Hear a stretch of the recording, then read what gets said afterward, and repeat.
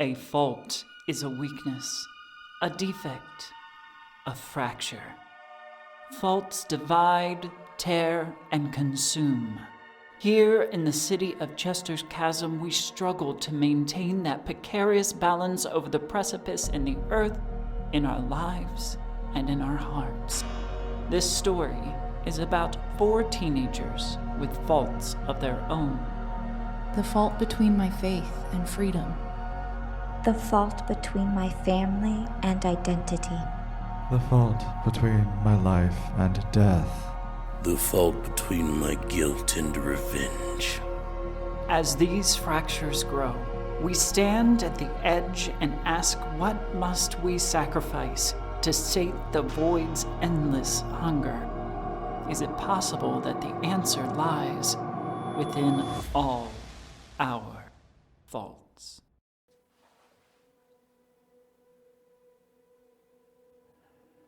Greetings, and welcome to All Our Faults, a Monster Hearts 2 actual play podcast from the Tabletop Talespinners Network.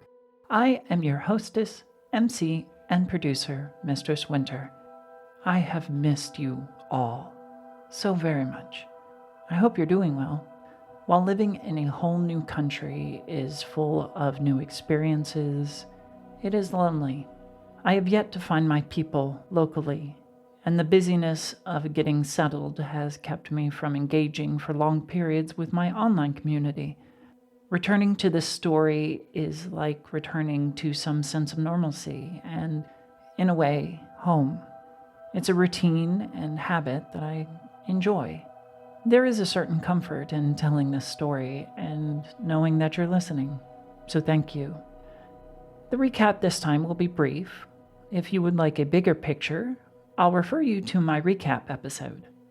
We left our teens scattered to the 4 corners, almost literally. Saline, having made the choice to leave her mother's toxic presence, is staying with the Cabrera siblings at Powerline Tattoo. Michael found his way to William's bed after his brush with permanent death, and Crispin is finding a new sense of peace and self at Dr. Miller's secluded cabin. But we will start today with Solomon, who has established a home in the caverns below the Cascade since his parents' death. He has been witness to recent events that may be too intriguing to ignore. Shoutouts and thank yous after the show. Chapter 17. Peace Seldom Held. Everybody, welcome, Extell. Extell, do you want to introduce yourself to the rest of the cast and get acquainted? Also, tell us a little bit about Solomon. Hello, everybody. Extell here. Extra the king on places. Solomon Fisher is a wonderful time. Werewolf skin. And a tragic backstory. He is a himbo, of course, because if you're a werewolf, you have to be. If you're a werewolf and you're not a himbo, what are you doing? That's the real question. Let's see what we're going to say about Solomon. He's a very sort of like quiet person. There's a lot of inside things happening with him, even though he may not be outwardly showing it a lot of the time. I think that you will find Solomon has a lot of good company among the other main characters here. Lovely. Do we want to do a quick round, everybody? I know you've met in chat, but please introduce yourselves and your characters. I'll jump in if everyone's going to be awkward about it. Hi, we've met. We've played vampires together. So, I am playing a vampire here, Michael. He is a hot and messy sad boy who is going to try to fuck everyone's shit up and leave emotional baggage everywhere he goes. That's fair. I'm Abby, and I play Saline, the Hunted. She is a half-fae princess living in the mortal realm, being hunted by something from the fae. And she has very recently lost the boy that she's in love with. He's terrified of her, Crispin, and been cut off completely by her own doing from the Fae realm, which is where her dad is, and got into a huge fight with her mother, where she ran away to the tattoo shop she finds solace in. So, victimhood is the name of Celine's life, and I'm excited to see how that continues to play out and how she interacts with Solomon when she meets him. Hi, I'm Kat, and I am aforementioned stupid boy, Crispin.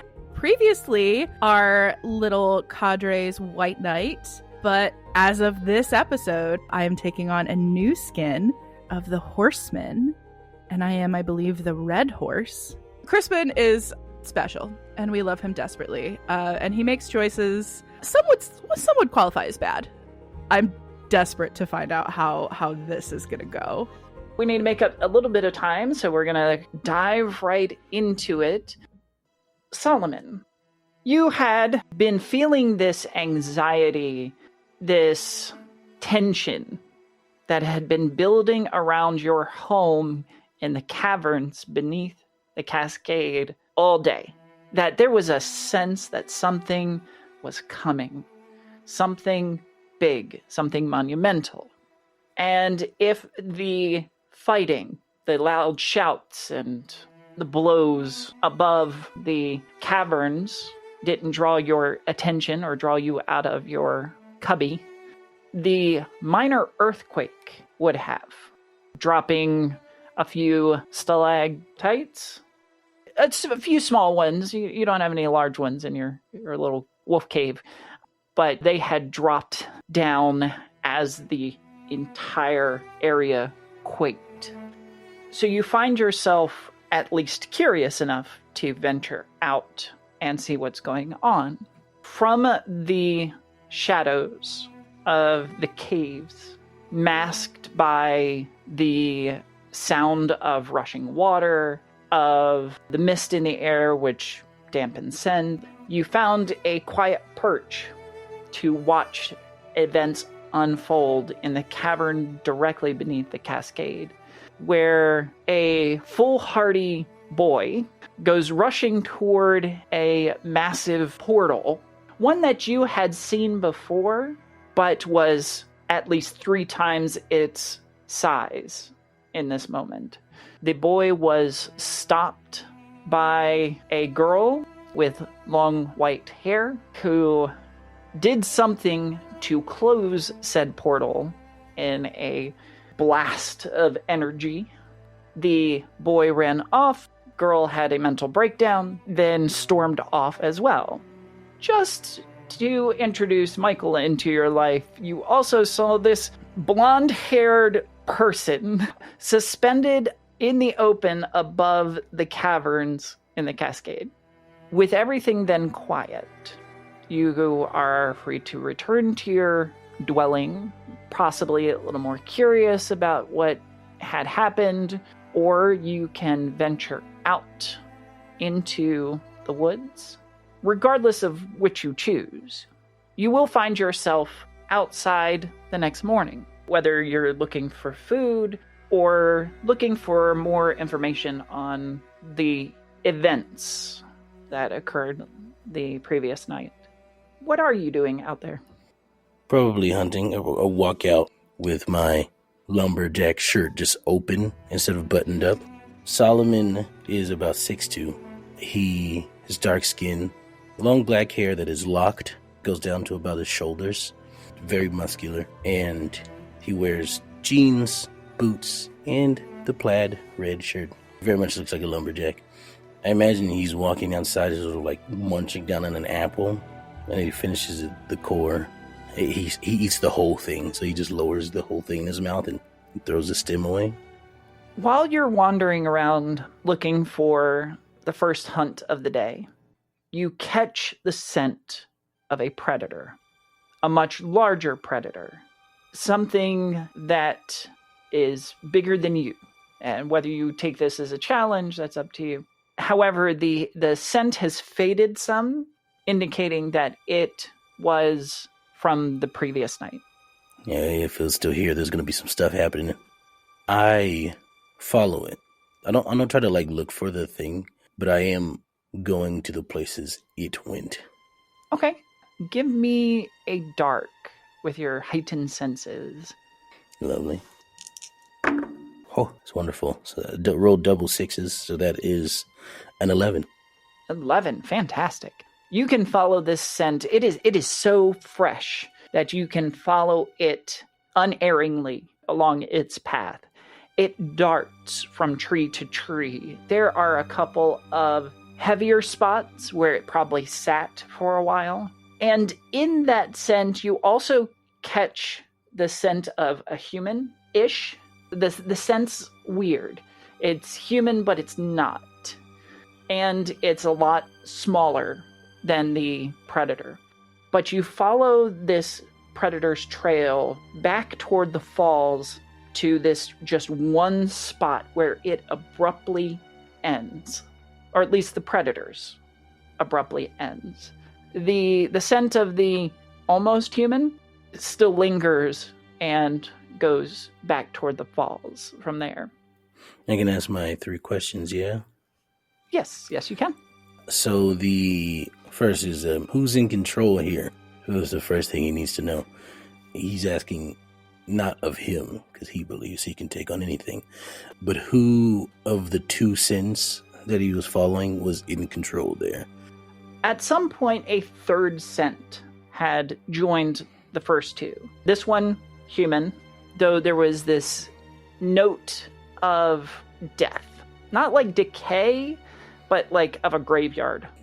Both the predator scent and that third scent disappeared. And it was almost like a homing missile.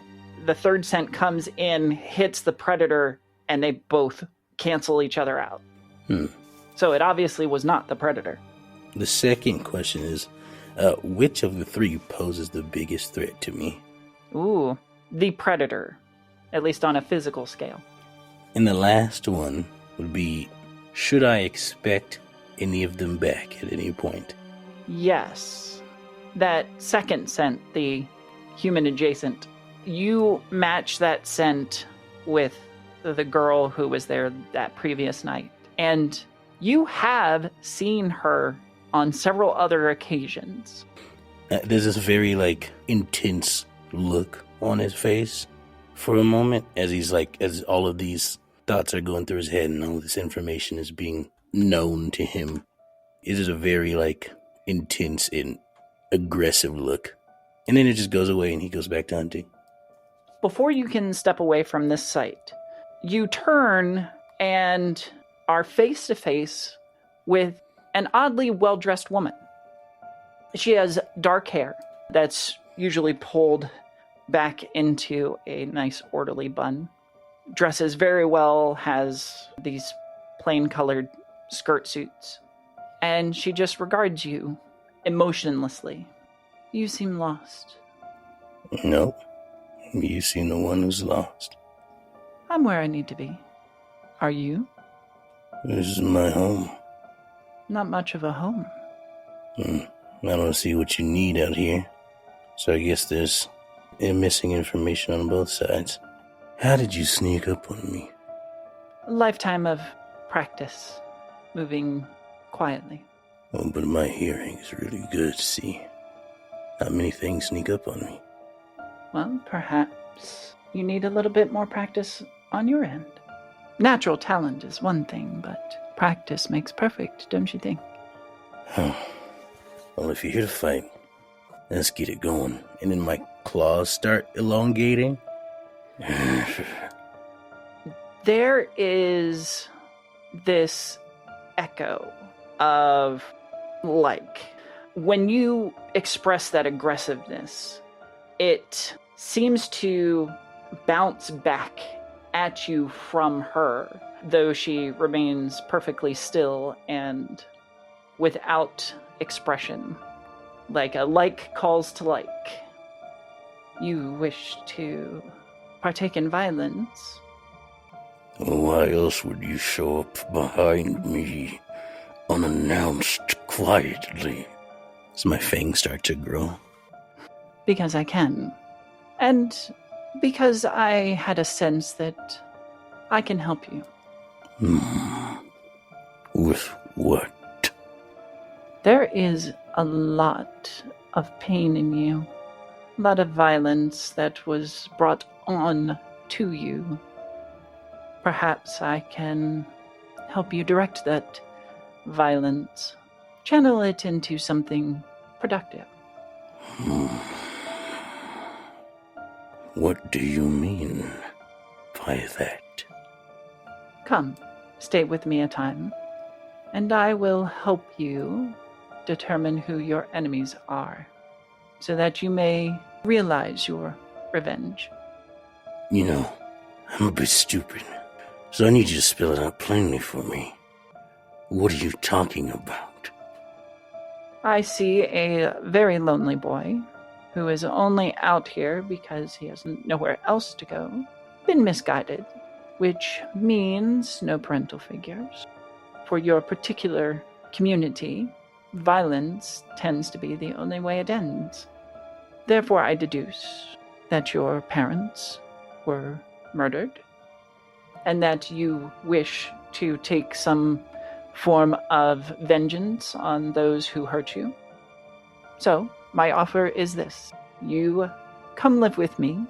I provide the means for you to become educated properly and to have the facilities available to practice your skills so that when you meet those who have wronged you, you will be victorious. At that, the extra hair, the fangs, the claws start to slowly go away as he stands up straight again.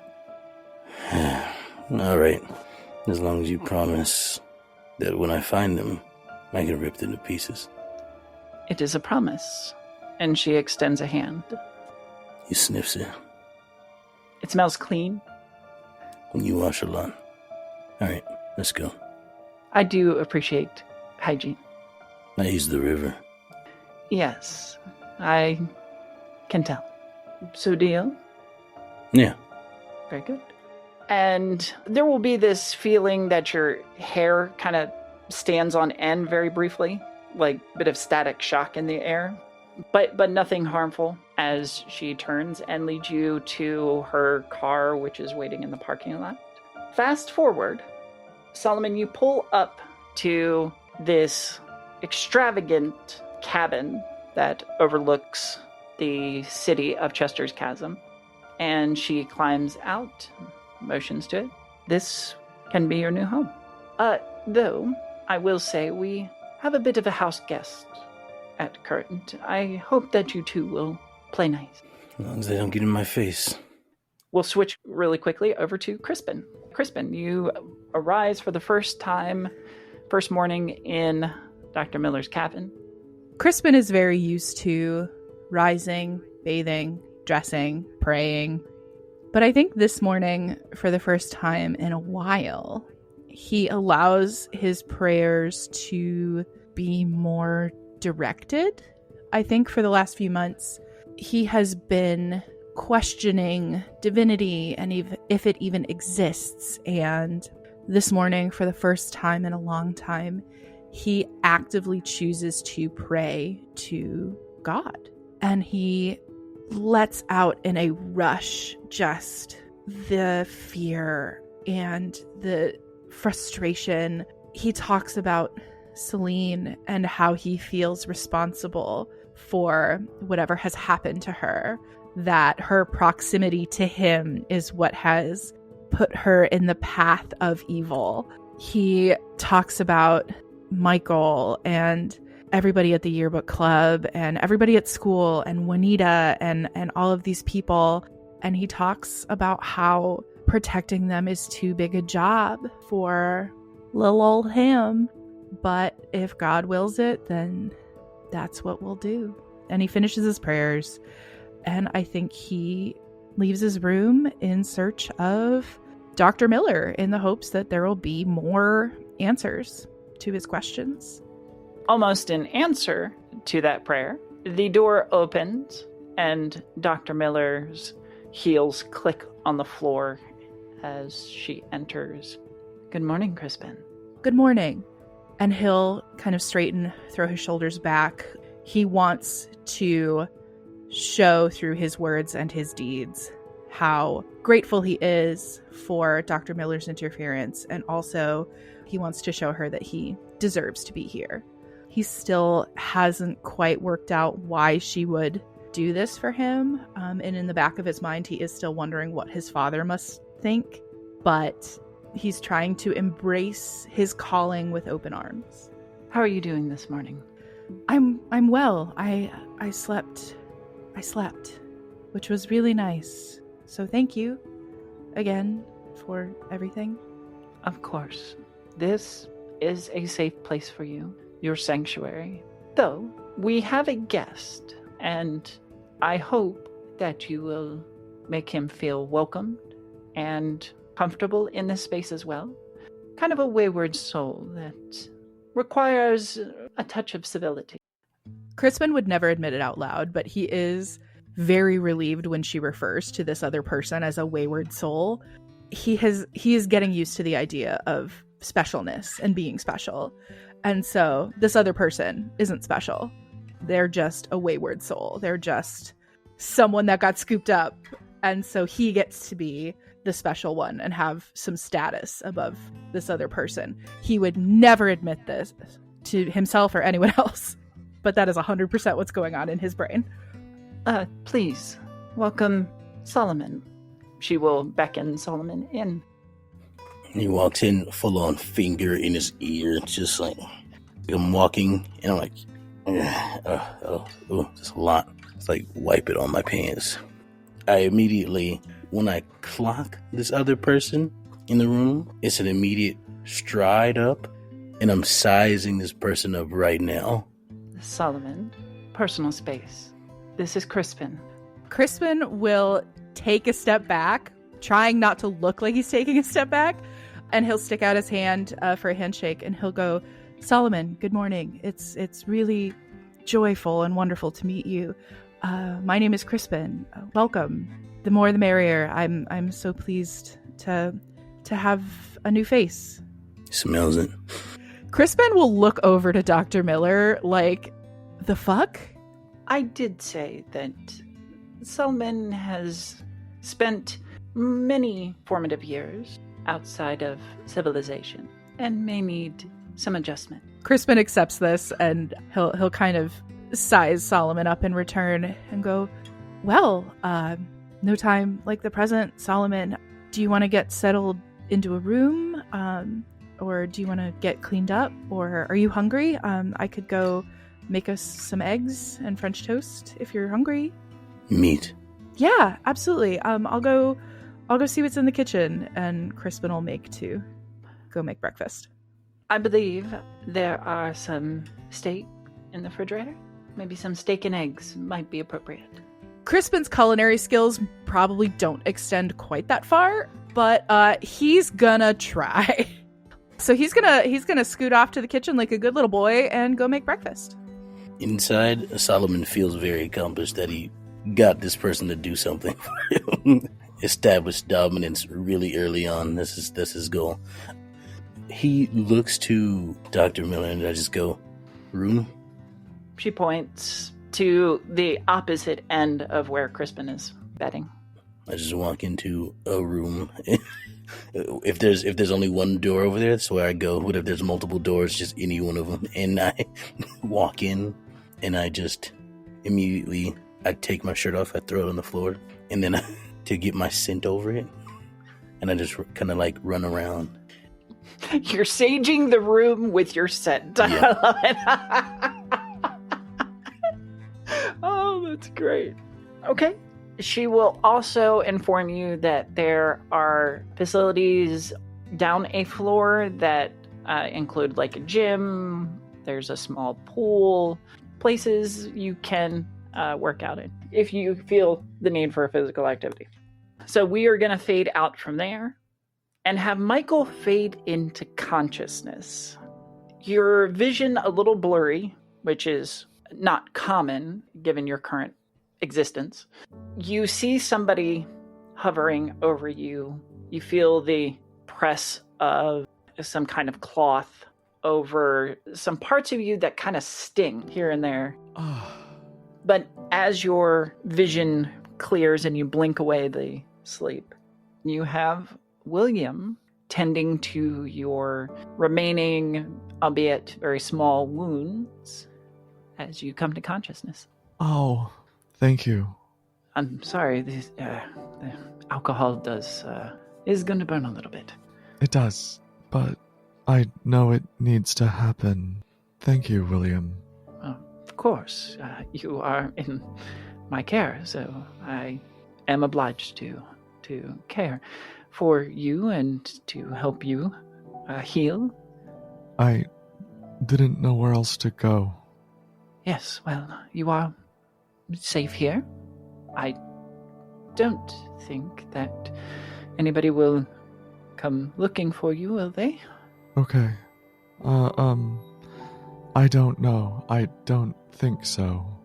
Do you have any idea who did this? It should be reported. No, it can't be. No. I'll heal, and I will be okay in time. They do say time heals all wounds, right? Which is a logical fallacy, but... One can hope, at least. And Michael will put his bruised hand on William's. He takes in a bit of a stuttering breath, and you can feel his body warm at your touch. I was able to take an advancement, and I took another vampire move. And that vampire move is inescapable. I can spend a string on someone to demand they remain in my presence. If they walk out on you, I gain two strings. Please, just don't leave me. And I'm going to spend that string on William I have. I was simply going to get you some tea, if you wanted, but That... I was going to come right back. But I can stay. Thank you. And tea, It is Sunday, so there's no school. I can't drink tea. Anyways. Oh, wasn't aware there's an allergy for that. Interesting. Yeah, I have a lot of food restrictions. Duly noted. If you could list them for me, I will make sure that you are taken care of. I'll let you know. Very good. Can I try turning him on? You absolutely may. I'm going to try, so I can then surreptitiously feed and heal a harm. Luckily, that's a 10. A 6 plus 2 plus 2. And my weak hand will go up to his cheek, and I'll look into his eyes. You really mean a lot to me. His lip quivers in anticipation.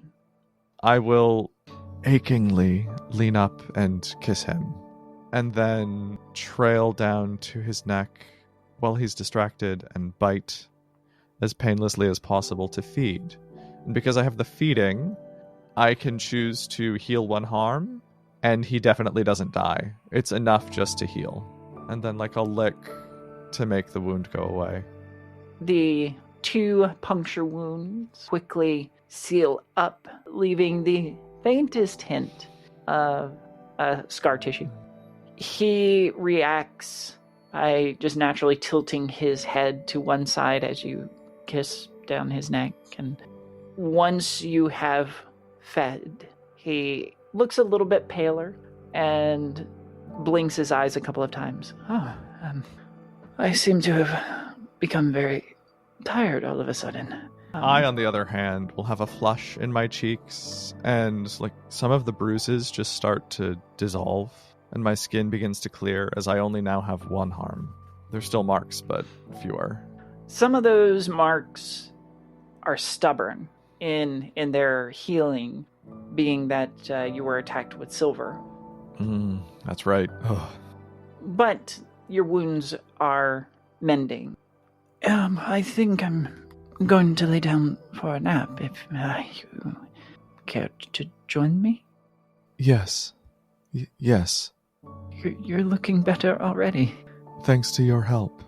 It is my oath as a future doctor. Then let's rest. That would be good. And he lowers down to the bed, and both of you curl up on this twin bed that he's got going on. Barely able to fit the 2 of you. And question, with that rest, do I then clear the other harm? Yes. In fact, because he is helping you heal, you would heal that anyway. I love that. So then I will inexplicably wake up in perfect condition. The emotional scars are there, but the physical ones no longer remain. Yeah, it's always those emotional ones that last the longest. Mm-hmm. Saline, we dive into the tattoo shop, which doesn't open first thing in the morning, but Carson went to get donuts and coffee. We'll return with it probably about 9 o'clock, and then by 10, the store is open. Immediately between the siblings, they have a couple of customers come in, one for a consult, one for getting some touch-ups. You are welcome to hang out with them, pick up tips and tricks of the trade as they work. Yeah, I mean, that's probably what I'd end up doing. I think first thing in the morning, I'd probably ask for a first aid kit, as I'm pretty banged up. So I'd want to try and take care of my wounds and bandage some of the cuts and bruises and such, hopefully to heal at least one harm. But I also don't think I'd allow them to really help me. I would just ask for it and then sit and do it myself. And then for the most part, I think I'd just try and listen in on some things, but also just see what needs to be done, like if anything needs to be cleaned up, because I am now staying here for free, and I don't like that. So I would like to earn my keep, as it were. The Willow protests that you don't have to do anything, clean up, or help in any way. It is appreciated, and you will note that they are very grateful for your assistance and will not stop you from helping out. Willow will talk to you throughout the day. So how are you doing? I'm fine. I'm fine. I will continue to be very closed off, especially in a way that's very different to Willow and Carson, as I'm usually very open with them, as close to my true self as I can possibly be with them. That is not happening now. They will eventually get the hint that you just need space and will only engage with you when you initiate. Though the question does come up at some point, do you intend to leave the shop at any point? Like, do you have any errands that you need to go pick up things? Do we need to go back to your house and pick up any of your things? No, I'm fine. I don't want to go back there. But it would hit me in that moment that Michael's car is outside my house.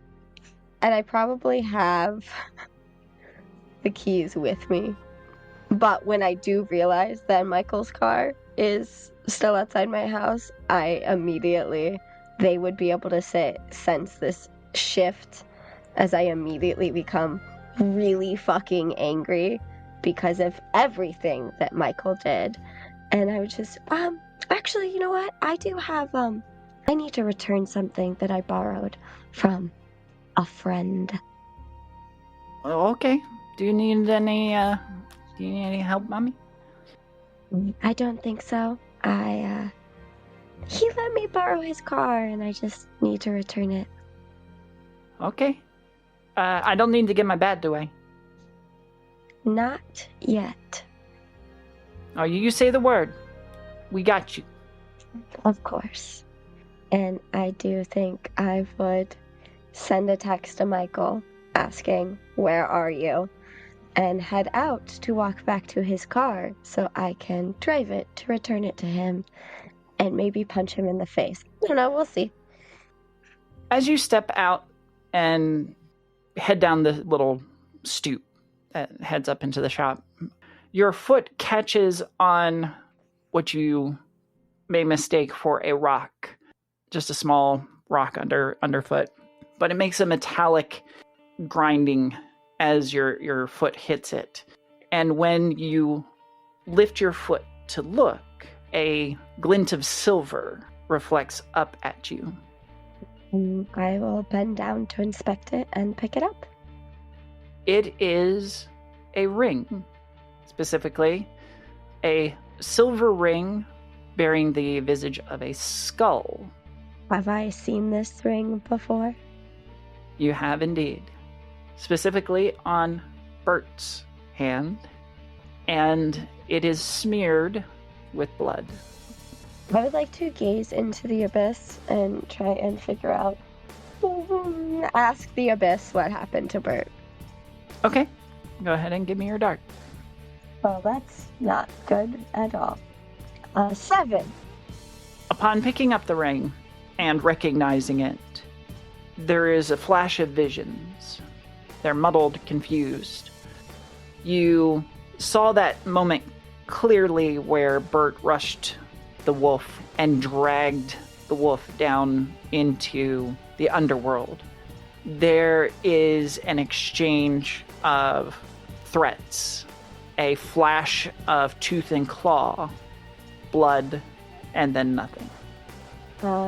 Since I rolled a 7 or higher, I would also, and I have the move The Darkest Coming, which means if I roll a 7 or higher, in addition to the regular results, I can ask the Abyss one question about someone following or hunting you. I would like to ask the Abyss where the hunter is now. The hunter has returned from the underworld. Into the mortal realm? Into the mortal realm, yes. I mean, I guess it's trapped out here too, now that I think about it. Alright, super fun, not traumatizing at all. As I see all of these visions, I will just pick up the ring, kind of clutch it in my hand, take a steady breath because I'm more focused on reckoning with all the shit that Michael did at the moment. I will slip the ring in my pocket and head to the car. Also checking my phone to see if Michael has responded to my message. Michael is resting right now, right? So it would be a while before, but eventually I think Michael would wake up and see your text. Remind me, what did you text? Where are you? And I'll reply with a safe for now. Where are you? Are you okay? The response you get is, no. That is not an answer. Where the fuck are you? At Williams. William Harker's. Would I know where that is? No. I just sent back address now.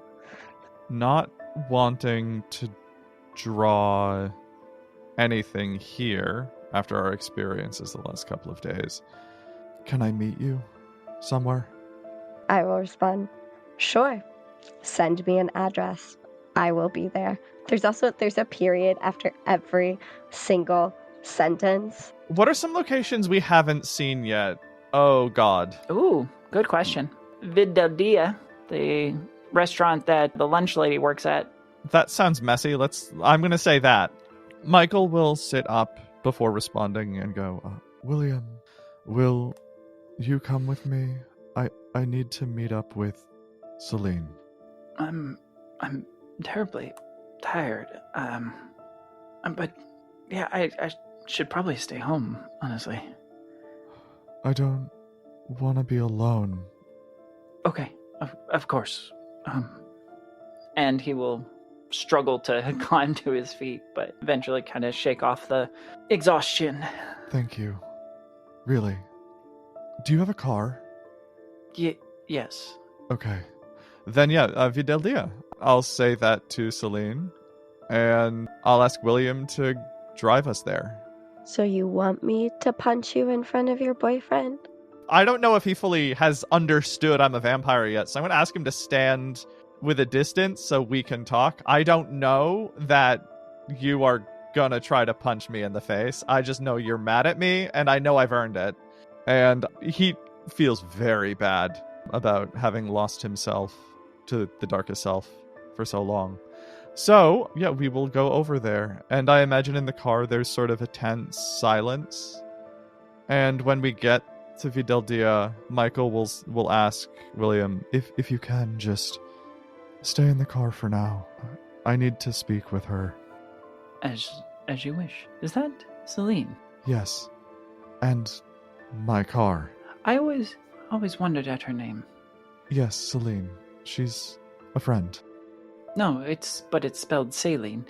I assume her parents are hippies or something. I don't know. Yeah, well, modern naming conventions, I suppose. Thanks, as always, to the Tabletop Talespinners Network and director Emma Kocar for all your support. Shout out to our wonderful social media queen, Juicy Garland.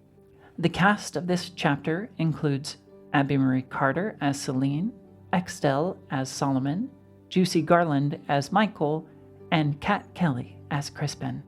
I have been your MC, hostess, and producer, Mistress Winter. Our socials are available in the show notes. Before you go, we would love to highlight a friend and partner of the network, Game Master Mondays, so please stay tuned for their quick message.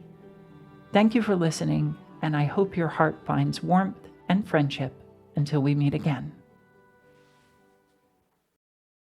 Let's get breakfast, or let's get lunch. If you hurt my favorite lunch lady, I'm going to be very upset. Yes, brunch. We're going to do brunch. Gays don't have church, they have brunch. So... the gay agenda. Brunch. I mean, Bloody Marys. Yes, please. At last, I have reached the tallest peak in all the world, where the wisest person lives. Finally, I'll get the answers I seek. Welcome. I am the wisest person in the world. Ask me your question. What is my purpose in life? What should I be doing to achieve pure happiness? You must stream Game Master Monday. Come again.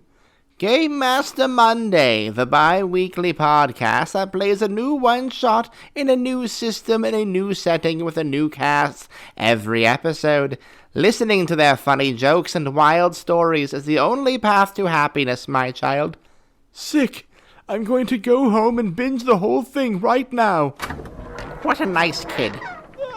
Oh dear, he fell off the mountain. Now they'll never know how good Game Master Monday is.